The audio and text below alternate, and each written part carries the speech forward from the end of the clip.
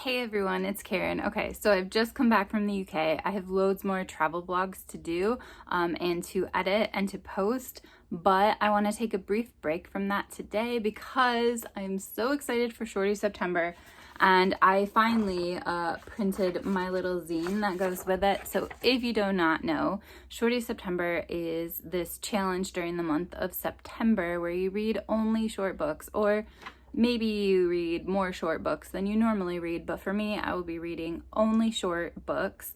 And I am counting that 200 pages or fewer. So what I thought I would do in this video is I would figure out how to put together this zine, share the prompts with you, and then show you all my shorties so that you can help me decide which ones to prioritize, because there's no way I'm making it through all of these. So first things first, let me rewatch Heather's video. I will link her below, in which she shares how to put this together the proper way.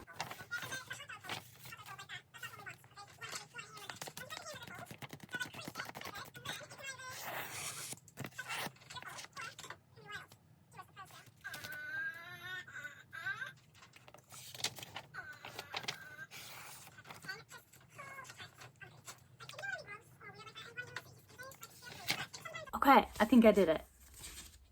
So, Shorty September 2023. I think I'm supposed to staple this, but I'll do that later. Okay, so to go over the prompts in case you are unfamiliar, but you should definitely watch the pros below. I will link them. But the first one is Spanx. So a book with magic or witchcraft. And then there's Hoochie Daddy Shorts, which is a spicy read or something with revealing gossip, biography sort of situation. Shorty Shorts, which is a 70s or 80s book.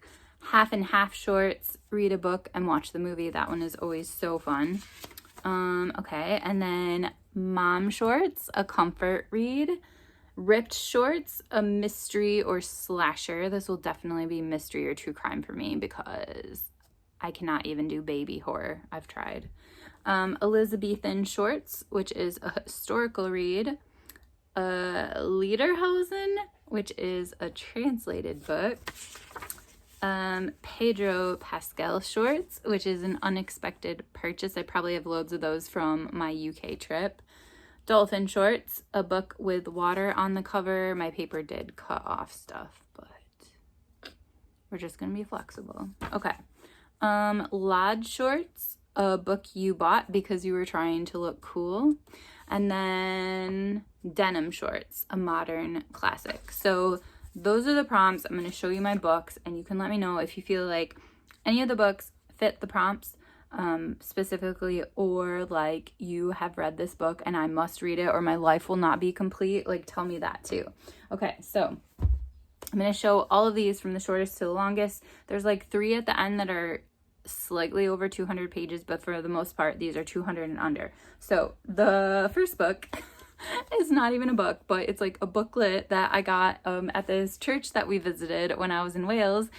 Basically, it started as a monastery in like the year 500 and has been a church or a monastery ever since. So I want to read this, even though it's not your traditional shorty, okay? Then I got Praise of Folly by Erasmus. I think I was trying to like do some summer school or something this summer. I always am like motivated to read smart reads in the summer, and then it doesn't often happen. Alyssa at the Fire. This one is about this woman who lies on a bench and sees a vision of herself as she was more than 20 years earlier. Okay, cool. Daphnis and Chloe. Again, I was probably trying to be smart. I feel like that could be like also like not the trying to be cool, but trying to be smart. That should be a thing. Lighthead, I think I heard about this from Dee Dee, and I believe that this is a book of poetry. A Very Easy Death, which is about a woman and just the process of her mother dying and just like, you know, how they both go through that together. Regarding the Pain of Others. Then I have Why I Write by George Orwell. I got this on the Book Barge in London. Then from Jen Campbell, I have another book of hers in this pile too, but The Sister Who Ate Her Brothers. I feel like that would be very good for like an autumnal vibe. This is probably a good unexpected purchase, which is a book all about hay, which I got when I went to Hay on Wye, and yeah, I just didn't think I needed a book on hay, but obviously I did. I mean, I've been there, so I need to learn more about it. Dr. Jekyll and Mr. Hyde. The Ghost of You. I also got this one on vacation, but it was a different vacation. I'm pretty sure it was my vacation to the East Coast. That's probably a lie. It might have been my trip to Chicago. Anyway, Paradise, which is a play, I'm pretty sure. Then we have Jean's Egyptian Myths. Minor Detail. This one takes place in 1949, the year after the war that the Palestinians mourn as Nakba, the catastrophe that led to the displacement and expulsion of more than 700,000 people. And this one will be interesting to me because I've never heard of that in my life, you know, before picking up this book, obviously.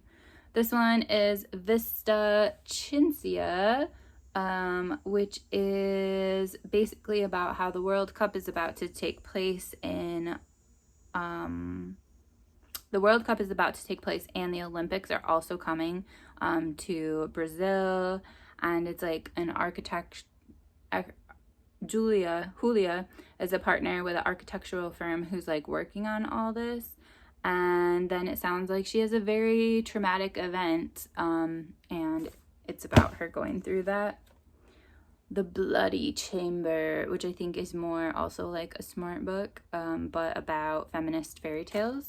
I feel like that might go with Jen Campbell's books. Down in Piney Woods, this is a signed book I got as a kid that I've never read, but I did meet the author as a kid. Hula. This is a book that they read in AP English or Honors English, I'm not sure which one, at the high school that I went to, but I've never read it because they changed what text they read since I've been there. So it was another one of me just like wishing I could go back to AP English. I think I got that one after I met. I like ran into my high school English teacher like in public, and I kind of reconnected with her, and then I like went back and saw like the books that she posted. There's like she's retired now, but there's like an old like syllabus sort of thing that she posted online. Strength to Love by MLK. Giovanni's Room by James Baldwin. And then my next stack, because these wouldn't fit on one stack or they would topple. Mouse. When Things Fall Apart. Ernest Hemingway on writing. I got this when I went to his home in Oak Park. Trump and a Post-Truth World. This was recommended to me by a friend at work, and she hates the title because it's less about Trump and more about a new way of thinking and about the different ways that people think and how that has changed through the course of human history, and how each of us has a piece of us that still goes back to those earlier times and earlier ways of thinking, and how we are kind of like a spectrum of all different types of thought, and how thought has changed over time overall at the macro level, but then internally how we're a piece of each of those different ways of thinking. I think it will be absolutely fascinating, like mind-blowing, but yeah, I think it's really less about Trump than the title makes it seem. A Study in Scarlet. Run. You Don't Have to Be Allowed, which I believe is about introvert children. And I think Bart told me about that one a long time ago. Four Futures, which I think is about capitalism and not being a horrible human. The Book Collector. A Portable Shelter. I'm really interested in that one. A Pawnbroker's Daughter, which is a memoir. Then we have Don't Let Me Be Lonely. The Faithful Spy, which is a graphic novel, and I'm pretty sure it's based on a true story, so maybe not a graphic novel, graphic nonfiction. What's the correct term for that? The Therapist, which I think will mess with my brain. Okay, and then is the final stack. So, like, just be telling me what I need to read. On My Own by Diane Rehm. This is signed by her, and I believe that this talks about her journey with her husband, who I'm pretty sure had Parkinson's, and about their journey in regards to the right to death, which I have so many feelings about. Like, you would think that maybe I would be on one side of it, and like I am, but I also see like how that could be taken to an extreme that I don't want to go to, I guess. So I have very conflicted feelings about right to death, and I'm very, very interested in it as well, and like interested in talking to other people about it. So if anyone wants to chat about it, Vox me, that would be cool. The Great God Pan, which this one I got when I was in the UK, like many of these, and this one there was a blurb on it saying that it was like Stephen King's favorite short story or something like that. So yeah, definitely pick that one up. That one I got in Hey Am I. All Yours by Claudia Pinheiro. This is from her backlist. Roald Dahl, Whales of the Unexpected, which are essays about him in Wales and that are kind of Welsh-centric, whatever. So that'll be interesting because he is from Cardiff, and that's where I went on my trip. I Who Have Never Known Men, which I had heard a few people talk about, and I picked it up in a bookstore in St. Albans when I was with Heather and Sarah, and I just like showed it to them, and I was like, Heather, did you read this? Because I was thinking she did, but like I don't remember. And her face just changed, and I knew that I needed to read this. Ice Rivers, A Story of Glaciers, Wilderness, and Humanity. I got this at the Notting Hill bookshop in Notting Hill, a neighborhood in London, which is where the movie was filmed, like in that bookstore. Anyway, okay, carry on. Forgetting Is How We Survive. Swimming in the Dark, which has been recommended by Jen the librarian like 50,000 times, I feel like.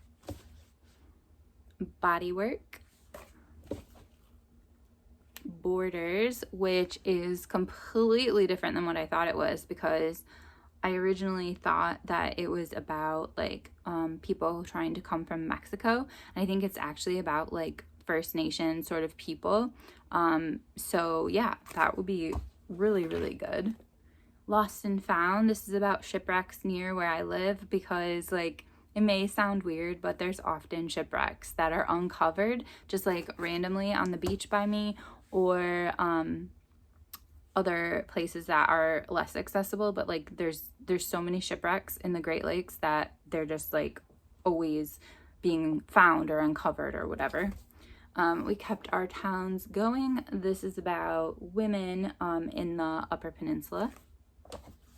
And then these last three are the ones that I think are slightly over 200 pages, but because they were all new purchases, I just added them on anyway. And that is The Beginning of the World in the Middle of the Night by Jen Campbell. A Little Luck, which is the newest Claudia Pinheiro book, which I would love to get to. And then finally we have Lanny by Max Porter. So those are all the books that I have for Shorty September. Tell me which ones I should prioritize. It would be cool to like kind of think through these ahead of time and pair them with prompts. But I also am a huge mood reader, and sometimes I just want to see what I feel like and then pair it with a prompt later, and then at the end like frantically try and find books that match the prompts that I have not already found books for. So who knows? But yeah, just let me know. I'm really curious to hear more about the books that I have on my shelves that I have not read. I'm curious what you guys are going to be reading for Shorty September. Like, are you participating? Please tell me you are. If you haven't before, you should.